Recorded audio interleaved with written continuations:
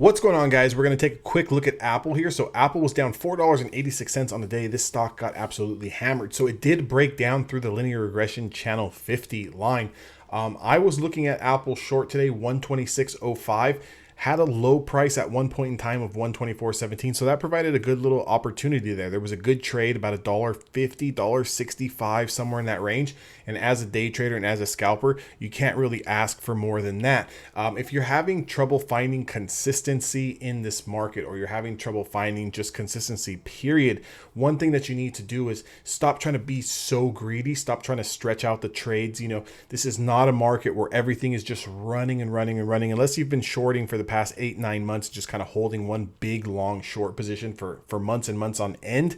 Realistically, you're going to have to pick your spots, take smaller moves, play the rejections, play the low of day breaks, so forth and so forth, right? So again, anytime I'm scalping or day trading, I'm not looking for 500% gainers. This is just not the market for that. Even though we have been going down significantly, we have those snapback rallies that can last 1, 2, 3 days, sometimes even multiple weeks. We've had in 2022 where you get a little bit of a snapback rally. But one thing that I'm looking for going forward on Apple, that 124 line in the sand is going to remain true.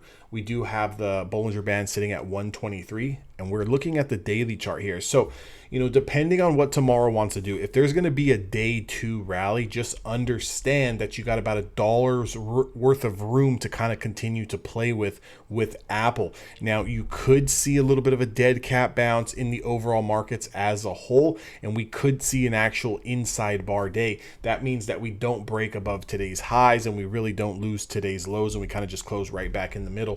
One price that I would like to see get reclaimed on Apple is going to be 126.75. That's getting back inside the channel.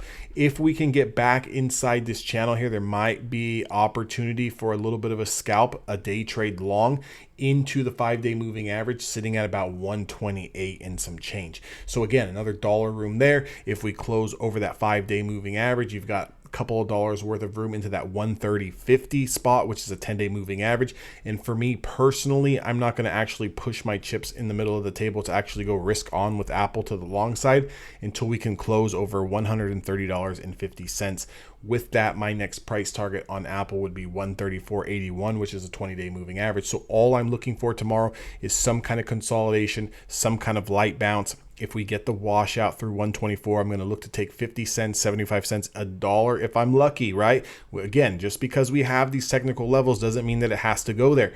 We just have an overall bias. We have an overall idea, but we need to be able to adapt. And then the main thing is executing, right? So again, for all of you traders out there, make sure you guys are back testing your strategy, back test your setups, right? That's what I'm going to preach. I'm going to preach all this year trading psychology, mindset, and back testing, right? And also journaling, making sure you're kind of documenting what time of the day are you most profitable, what setups are you taking that are the most profitable. The ones that are not, maybe you're at like a 30-40% win rate, but then you have other setups, let's call it setup A hits at a 30% win rate, and when they hit, they're very, very good wins, but you're only winning 3 out of 7 trades.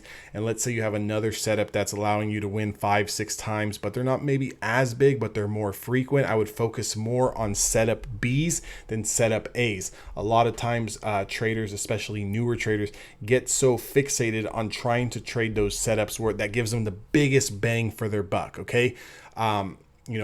Bulls make money, bears make money, pigs get absolutely slaughtered. So just kind of be smart. Okay. Don't be a dumb trader. Okay. Let's break out of the mold of the 2020, 2021 type of retail trader. If you are still watching this video and you're in the market still currently, I hope that you've kind of breaking free from that pack. There's a lot of traders, going back 2-3 years now that are no longer in the market, that were just here for all of the wrong reasons and didn't really learn how to trade. They were just getting lucky, right? And I'll call an ace and a spade a spade. If you just got lucky and you made a shit ton of money, I can almost guarantee you that as a trader, you've probably given at least half of it back, or not even, maybe more, right? I'll just call it half. You've given at least 50% of those gains away, if not more. So learn how to trade. test your setups and back test, guys. A lot of times you can kind of just watch the candlesticks and watch the market and kind of go through your setups, and then you can kind of just back test them at the end of the day. This is where I would have taken a trade based on XYZ. Let me see what it did. Okay, this is where I would have taken profit. This is where the trade failed, and this is where I should have cut the loss.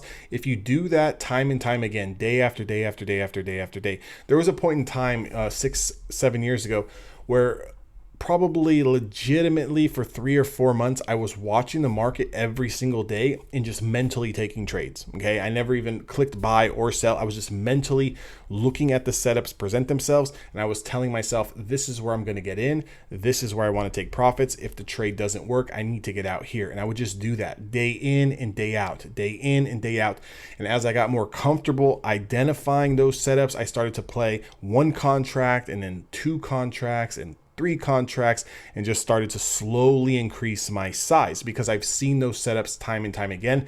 I know what they look like when they're supposed to work, and I know what they look like when they lose, right? And there is no second guessing. Either you're going to win or you're going to lose. A lot of times traders have a hard time trying to swallow that pill of, hey, you know what? Guess what? I thought I was right and I lost, right? So it is what it is. But again, Apple, what we're looking for, some type of dead cat bounce and rejection and a follow through below 124. We're looking for 123 price target, or we want to get back inside the channel here, close at least on an hour candle over that 126, 127, and then we're looking to push into the 128. So we got a dollar move there. Those are the 2 setups I'm looking at. I'm not going to get too far ahead of myself, trying to go all the way back up here or go all the way down here. I just want very, very small trades, and I want to be consistent. If you guys want to trade with me, make sure to join the Discord. That link is down in the description box below. If you guys would like to learn my style of trading and get access to my strategies, go to evolutiontraders.com. There's a big banner at the top of my website. You guys can become a lifetime member, get access to all of the chat rooms, all of my technical analysis, and all of my studies, and so forth and so forth. Look forward to seeing all you guys and working with you guys. I hope you guys all have a fantastic week, and I'll catch you guys all later.